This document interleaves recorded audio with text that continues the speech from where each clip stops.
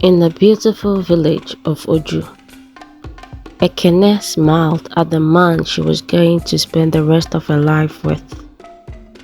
"I take Nonso to be my husband, my eldest," Ekene said, receiving a joyous clap and praises from both sides of the family. Married life was good as everyone had described.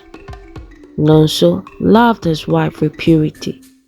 He was there when she needed him. They went to the river together and farm also together.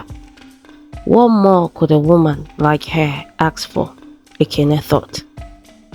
Her marriage was the true definition of perfection and undying love. Until Ekene gave birth to her firstborn. Nonso's sudden change alarmed Ekene. It was like he was a different person altogether. He would leave the house before the sun rise and return late at night. He barely looked at his wife Ekene with longingness, and he pushed his child around whenever he got close to him. One evening after he had returned home, Ekene sat by him on his lazy chair and asked, "My husband, have I or our son offended you in any way? If so, please tell me so we can apologize to you." Ekene watched her husband's face change from contempt to regret. "You and our son have not offended me in any way. Sometimes a man needs time from his family and the chaos that comes with a family." Nonso said with regret, "I am sorry, my wife. I would be a better husband and father starting from tonight." That evening, Ekene and Nonso conceived their second child. For months, Nonso reversed into the caring and supportive husband he used to be. That is until Ekene had a second child.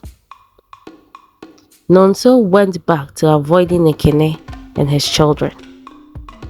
It got worse than the previous years. Nonso avoided home completely.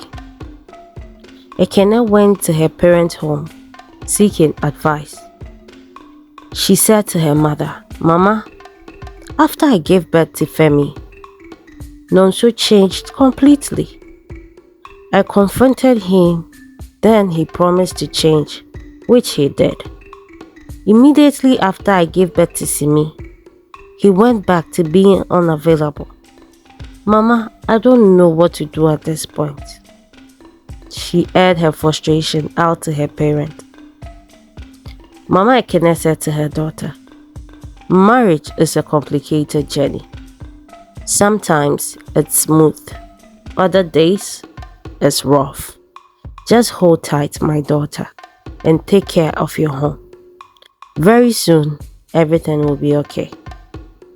Ekene went home with hopes in her heart at the encouraging words of her mother. Day by day, Nonso's rotten behavior became worse. He would throw water on his wife and child. He would hit his wife at any chance he got and make his wife and his two children sleep outside in the cold on some nights.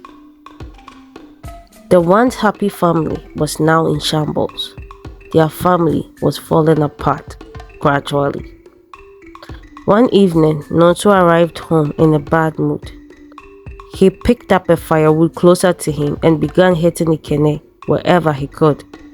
"You ugly witch," he began. "I don't want you anymore.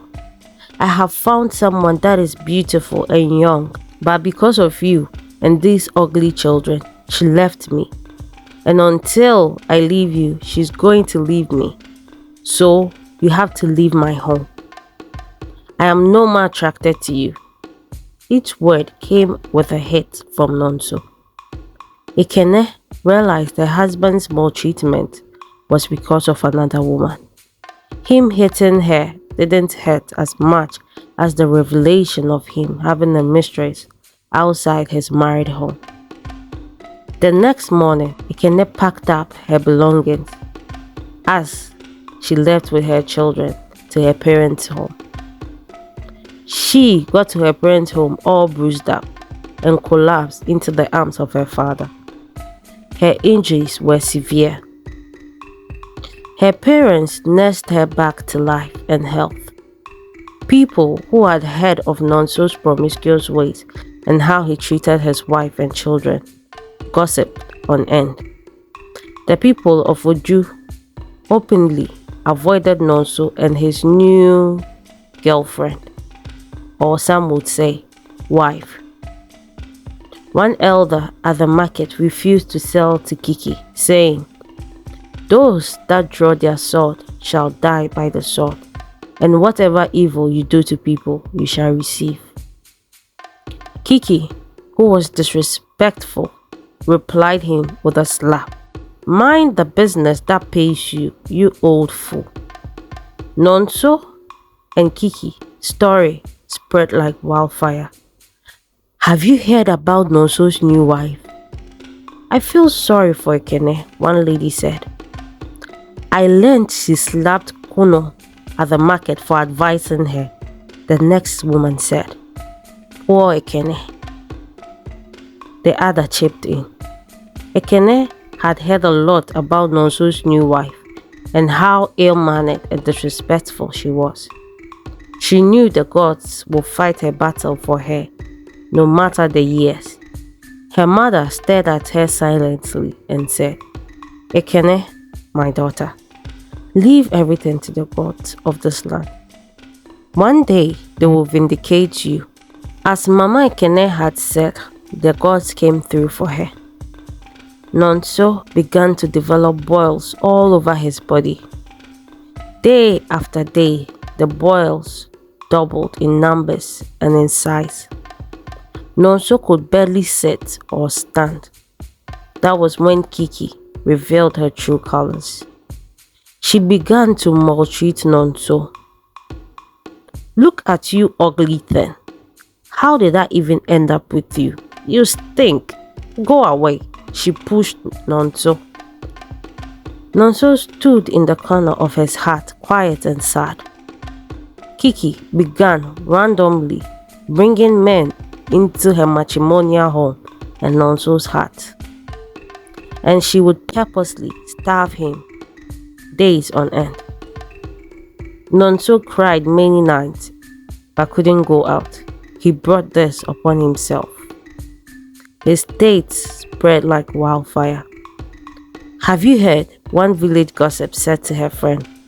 "I learned Nonso has an incurable balls all over his body, and Kiki makes him sleep outside in the cold." "Really?" "The gods do not forgive or forget. I heard that was exactly what he did to Ekene and his 2 children. May the gods continue to punish him," one said. All this was heard by Ekene, who was on her way from the farm, heading back home. In her heart, she was supposed to rejoice and be happy that the gods were rewarding the wicked with the same drag they gave to her. But she couldn't. She wasn't that kind of human. Everyone and their mother was talking about Nonso and Kiki, and everyone was happy with the outcome of Nonso. One early morning, Ekene was washing her children's clothes when she heard a collective group greeting behind her. Before she could respond to the greeting, her smile died down. "What do you want here? Get out!" she yelled, making her parents come rushing out. To her parents' horror, there stood Nonso and his family.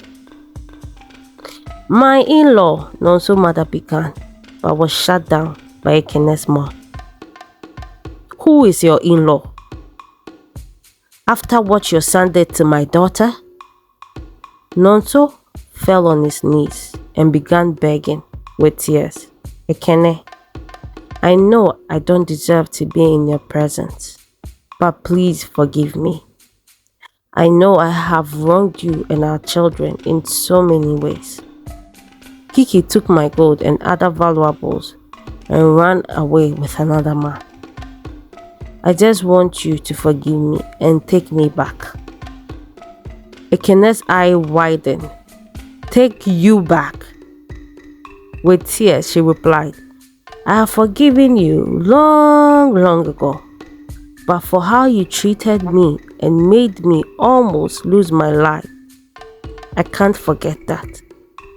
I pray you get better one day, but I do not want the sham of a marriage anymore. Nonso fell on his face in shame and left Papa Ekene's compound with his family. He lost his pride, dignity, and his only family. That was the day he understood the saying, cherish the people in your life before you regret losing them.